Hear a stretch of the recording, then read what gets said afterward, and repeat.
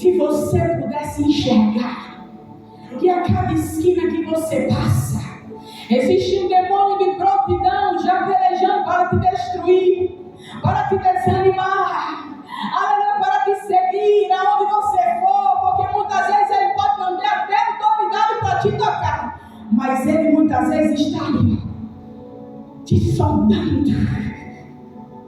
querendo te destruir a todo instante. Se você tivesse o poder de ver nesta noite o que tem se levantado contra a igreja do Senhor nesses últimos dias. Se você tivesse a oportunidade de contemplar nesta noite como um exército de Deus se levanta ao seu favor, guardando a tua vida, ou ainda aquilo que resta, ou ainda aquilo que ficou, aleluia, porque muitas vezes você está nesse lugar, mas só pela metade, não está mais inteiro, mas você não sairá com esse copo meio cheio, você sairá com o copo cheio nesta noite. Aleluia. Aleluia. Você vai ser capaz de transbordar, aleluia, na vida de outras pessoas. Eu acho muito interessante, irmãos, que nos últimos dias, poucos dias para ir terminar o ano, e muitas vezes você ainda está apegado àquela situação que aconteceu, a quem tinha se levantado contra você, as lutas que aconteceram, né, as doenças que muitas vezes nos perseguem. Mas eu percebo que quando chega o mês de dezembro, algo muda, existe start na vida de cada um de nós. E nós começamos a nos planejar para um novo ano que está chegando. Eu acho isso muito interessante. E é cultura, eu não sei se na sua casa, mas eu acredito que em 90% dos lares, as pessoas começarem a se preparar para o novo.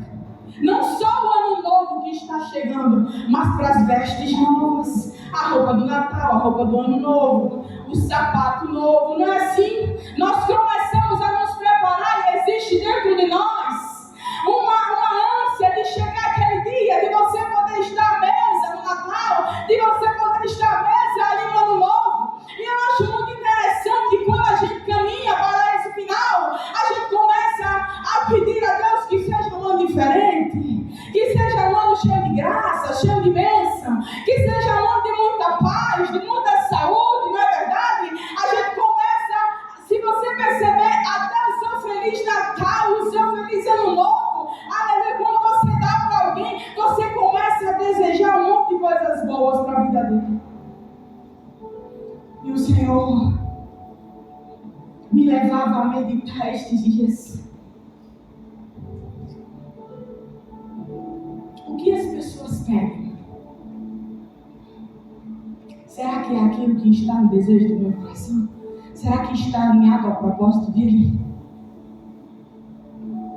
E eu disse, Senhor, e como seria?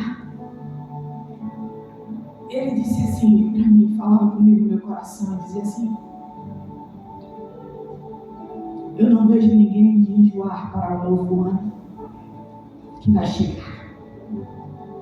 Eu não vejo ninguém se santificar para o novo ano que vai chegar. E eu também não vejo a pergunta, aleluia, Senhor, o que o Senhor quer de mim para este novo ano que vai entrar? Eu não vejo. Eu vejo muitos planos, mas eu vejo que muitas vezes eu sou até prioridade, mas eu não tenho sido essencial em muitos lares. Sabe por quê, irmãos? Prioridade é o seu trabalho, prioridade é os seus afazeres. O Senhor, Ele é essencial, porque essencial é alguém com quem você acorda, porque Ele permitiu que você acordasse. Você respira porque Ele permitiu que você respirasse. Você anda, se locomove porque Ele permitiu que assim fosse. A porta está aberta e você está desfrutando dela porque assim Ele permitiu. Senhor quer para você neste novo ano? O que eu quero de mim, Senhor? O que o Senhor quer que eu faça? Senhor, como que o Senhor quer que eu tramite nesse novo ano? Irmãos, Deus tem sido prioridade em muitos lares, em muitas vidas, mas não tem sido essencial. Porque essencial Ele está em primeiro lugar. Essencial é aquilo com o qual você não pode ficar sem de forma alguma. Mas Ele tem sido sua prioridade, Ele está em terceiro lugar. Mas essa noite, o Senhor Ele tem que ser essencial na sua vida, assim como Ele é na vida de José. Aleluia. Essencial é o teu primeiro pensamento. Essencial é aquele com quem você anda durante o dia. Essencial é o teu último pensamento à noite. Essencial é aquele que você caminha para andar contigo. Essencial é este Deus que fez os céus, fez a terra e depois fez você para habitar nela e desfrutar de tudo quanto ela tem para a tua vida, porque tudo que o Senhor fez até hoje Ele fez porque é bom. Aleluia. Glória a Deus. Desse jeito, ó. E o Senhor me fazia me levava para esta palavra, me fazia refletir. Existe muita gente caminhando esse ano com características de derrota. José, ele tinha muitas opções, irmãos. José, ele poderia paralisar. José poderia olhar para trás. José poderia ficar pelo meio do caminho, mas em meio às adversidades, que não foram poucas, ele decidiu seguir. Quando seu pai fala para ele crescer, já não foi fácil. E aos 17 anos, José, a palavra do Senhor vai dizer que ele apacentava os rebanhos junto a seus irmãos. Mas neste dia, José estava em casa e seus irmãos tinham ido apacentar em Siquém. E Jacó, seu pai, chama José e pede para que ele vá ter com os irmãos, para ver o que é que está acontecendo. Creio eu que José, de acordo com a palavra, ele não tem uma confiança total em seus irmãos. Talvez os irmãos de José fossem aqueles que serviam ao Deus de seu pai, não ao Deus que andava com eles. É diferente você servir ao Deus de alguém ou servir ao Deus que anda com você. Mas entre José e Deus existia ali uma ligação direta, e ele era um jovem excelente. Ele não se misturava com seus irmãos, ele era diferente, e desde mais jovem o Senhor já mostrava para ele, aleluia, em sonhos quem ele seria no futuro. E talvez para a realidade que José vivia, ele não pensasse da forma maldosa com que seus irmãos o levaram a pensar. Talvez todas as vezes em que José abriu a sua boca inocentemente a falar de seus sonhos, ele quisesse mais ser alguém inserido, ser alguém que se encaixasse. Cuidado, para não diminuir demais a régua para sentar em mesas que não é para você sentar, para estar em ambientes que não é para você estar, ou para querer voltar a lugares onde Deus já te tirou e já te fez seguir. Não olhe para trás, siga. E ali José foi procurar seus irmãos em Siquém, mas quando José estava ali procurando seus irmãos e não encontrava, creio que já cansado, com sede de andar, aleluia, apareceu um homem ali naquele lugar, creio eu que tinha sido anjo de Deus, alguém enviado por Deus, e ali começaria todo o processo da vida de José. E ali aquele homem diz: quem procuras? E ele disse que estava procurando os irmãos dele, que estavam apacentando naquele lugar. Ele disse: ouvi falar que que eles iriam para Dotã. E ali José sai de Siquém, errante, andando, cansado, fadigado para Dotã. E quando ele chega em Dotã, já é quase meio-dia, porque a palavra não diz que já é quase meio-dia. Mas os seus irmãos estavam perto da hora de sentar para ter a segunda refeição, que seria ali o almoço. E eles viram ali José de longe, andando, se destacando através da sua túnica. Deixa eu dizer uma coisa. Você já viu mariposa atacada por discurso? Eu não sei se você já percebeu, mas quanto mais existe aquelas luzes claras, mas as mariposas começam a atacá-las. E você vai ver que vai existir muitas luzes ali, aleluia, muitas mariposas ali atacando as luzes. Glória a Deus. Você só é atacado quando você é luz. Você só é perseguido quando você é luz. Você só é vendido quando existe em você um brilho diferente. Quando a sua túnica é diferente, quando as tuas vestes é diferente, quando o teu linguajar é diferente, quando o teu andar é diferente, você só é perseguido, aleluia, quando Deus decide investir em você.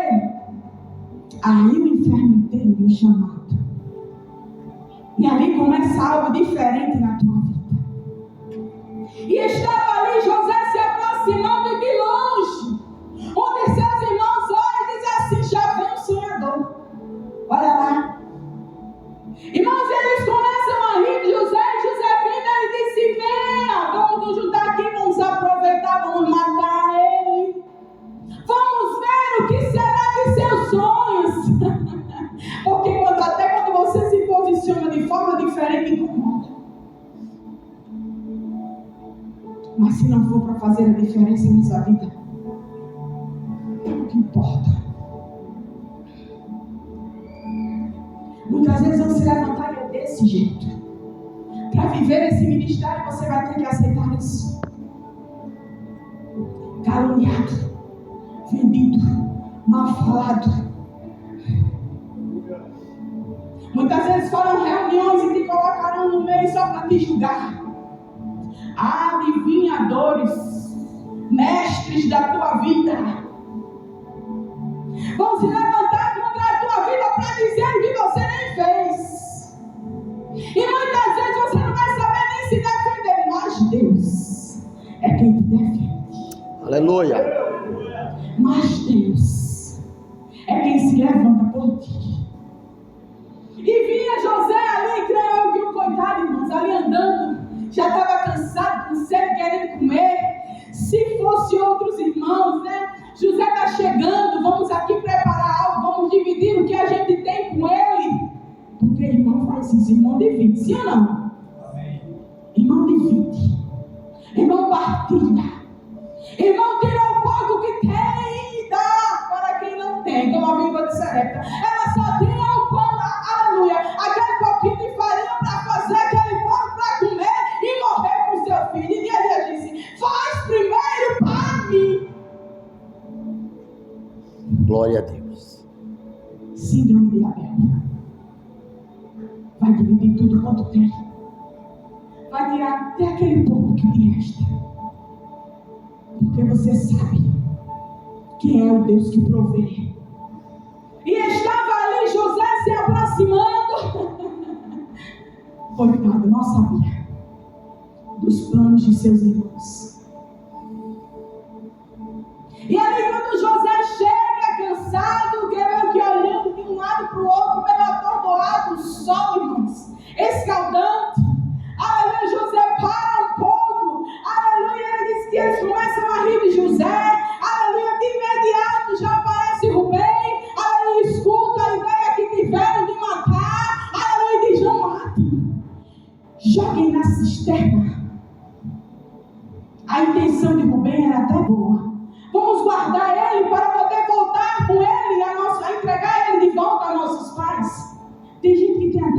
intenção boa.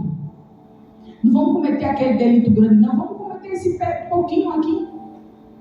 Vamos matando aos pouquinhos. Não precisa matar com um golpe só, não. Vamos dar um pouquinho de veneno todo dia.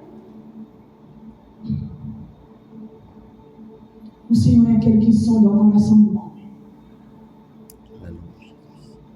O Senhor é aquele que te conhece. O Senhor é aquele que sabe quem você é. O Senhor é aquele que sabe quem te governa nos teus momentos mais difíceis. O Senhor é aquele que sabe quem te governa nos seus momentos mais sombrios. O Senhor é aquele que sabe quem te governa quando a briga é para se manter na presença dEle. O Senhor é aquele que sabe quem te governa quando muitas vezes você quer só permanecer, só estar ali no seu cantinho. O Senhor, Ele sabe porque Ele te conhece. Glória a Deus. E você pode esconder de qualquer pessoa, mas de Deus você não se esconde. Irmãos, que plano tão bem arquitetado. Vamos jogar na cisterna. Vamos ver se dessa vez esse sonhador vai continuar sonhando, ou se vai haver por acaso algum dia alguma realização dos sonhos a qual esse sonhador teve. Sabe por quê, irmão? Tem coisas que você fala que incomoda.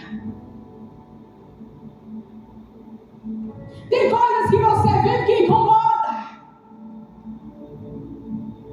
Tem situações em que Deus te coloca que incomoda. Aleluia. Mas nesta noite, que Deus troque esse coração e coloque em você o coração de Abel. Retire esse coração de Caim. Que você possa partilhar da vitória dos seus irmãos. Que você possa partilhar do crescimento dos seus irmãos.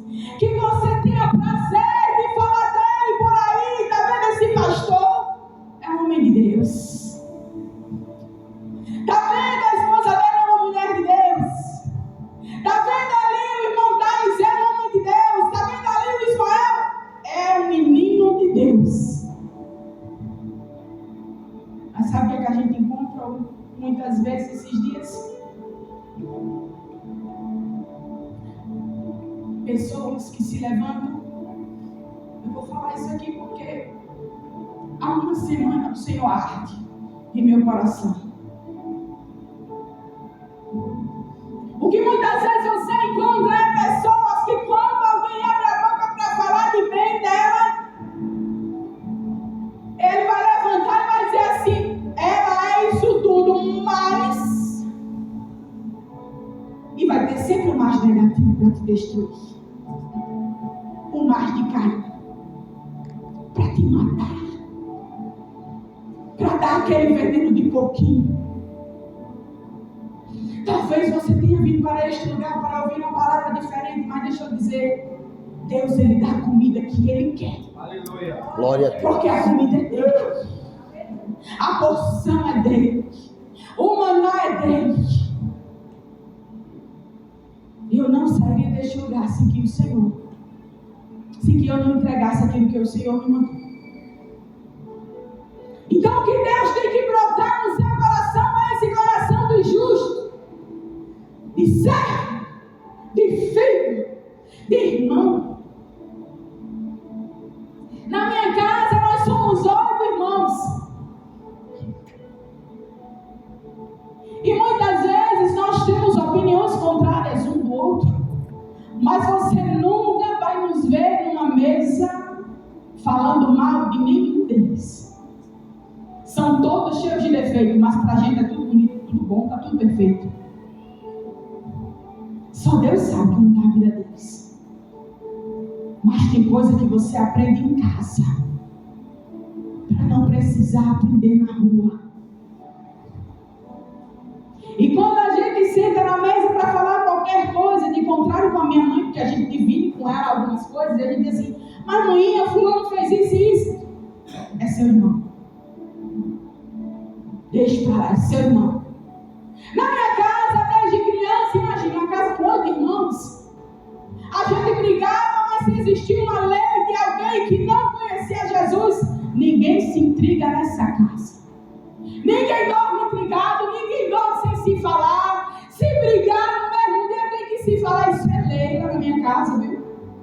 A gente aprendeu o que é ser leal sentado numa mesa com ela. Muitas vezes Satanás acordava cedo para destruir a vida da minha mãe. Ela não tinha Jesus. E a vizinhança, irmã, estava no chicote para minha mãe. A minha mãe não sabia nem por que as pessoas estavam falando isso com ela. E eu me levantava e dizia assim: mãe, a senhora não está vendo não, é? Que fulano de tal está dizendo isso com a senhora. Eu disse: minha filha, deixe para lá. Deus abençoe ela. Irmãos, a minha mãe já em alta idade, eu tenho uma vizinha que de vez em quando a gente ora por ela. Não vou dizer o nome dela, não, mas ela é uma bênção.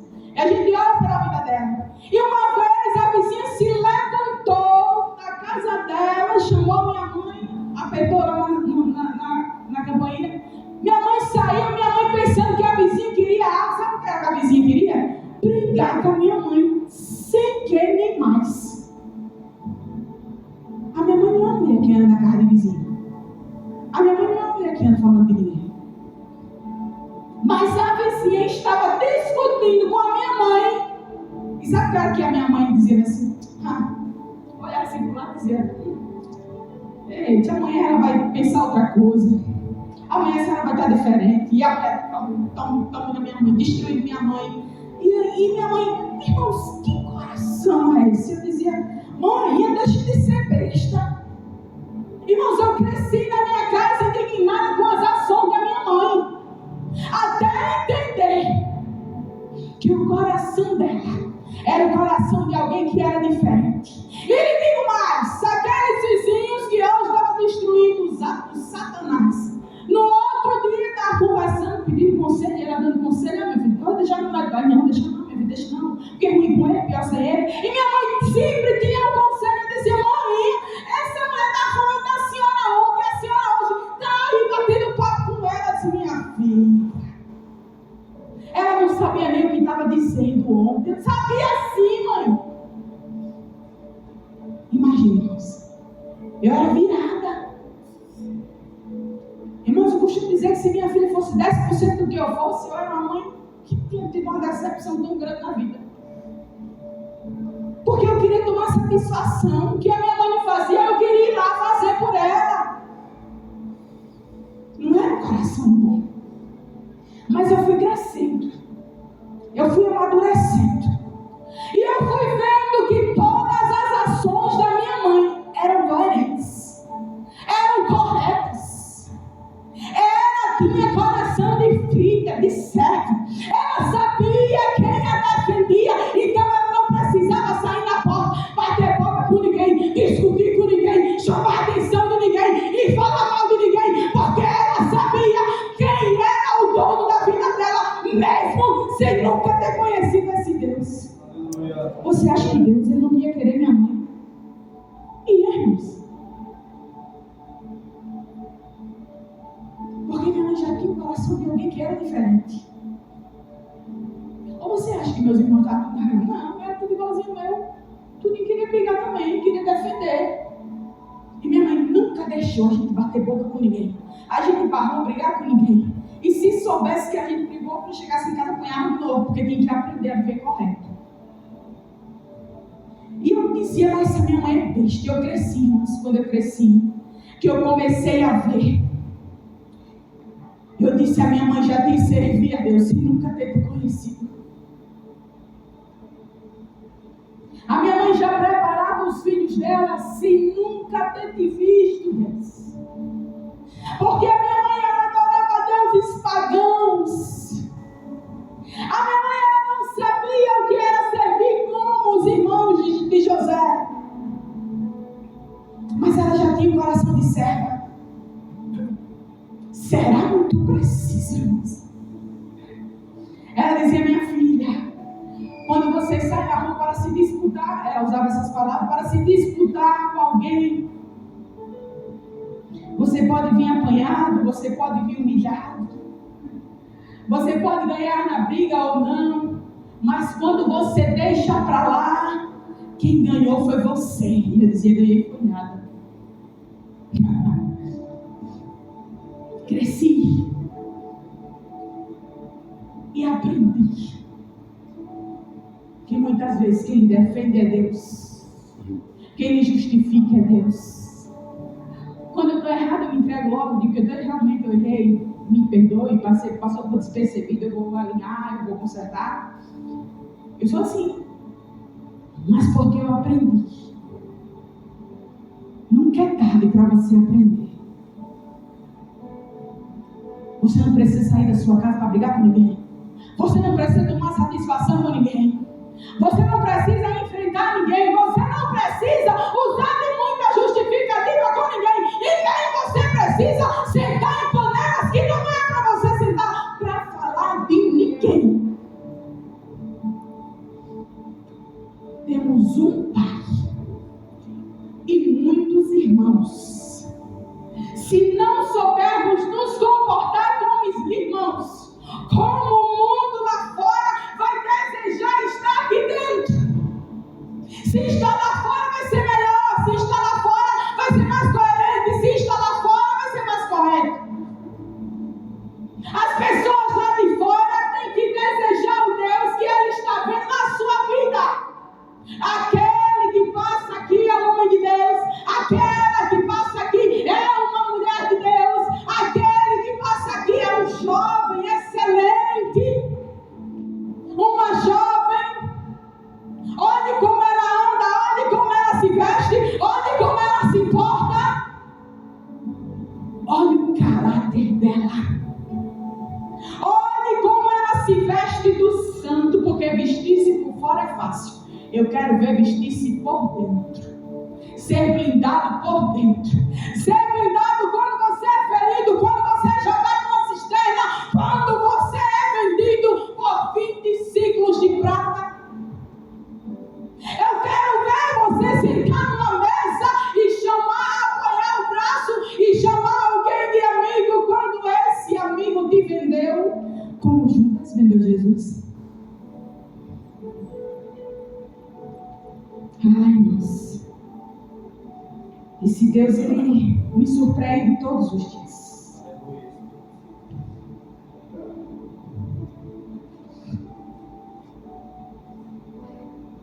Livro de Marcos, aliás, livro de Mateus, não precisa abrir se não quiser, mas depois você abre na sua casa e lê. E diz assim: falava ele ainda, e eis que chegou Judas, um dos 12, e com ele grande turba, com espadas e porretes, vinda da parte dos príncipes sacerdotes e dos anciãos do povo. Ora, o traidor lhe tinha dado este sinal: aquele a quem eu beijar, esse prendei-o. E logo aproximando-se de Jesus, lhe disse: salve, mestre, e o beijou. Jesus, porém, lhe disse: amigo, para que vieste? Você sabe quem Jesus chamou aqui de amigo? Judas. Jesus sabia que ele seria vendido por ele. Jesus sabia que ele daria um beijo para selar aquilo que Judas havia prometido àqueles homens, a venda de Jesus. E Jesus olha para ele e chama ele de amigo.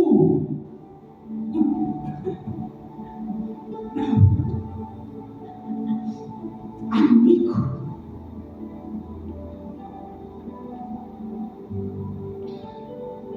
Ele poderia chamar de qualquer coisa, mas ele chamou ele de amigo. Ele foi traído por ele, mas a essência, o caráter, a identidade que Jesus tinha não era Judas que destruía. Porque quando você sabe quem você é em Deus, ventos passarão, vendavais passarão, mas você sabe quem você é. E não é sobre o outro, é sobre o relacionamento que você tem com o céu. Amigo, para que vieste? Irmãos, isso me dilacerou por dentro. Eu disse: Jesus, eu preciso ser mais crente.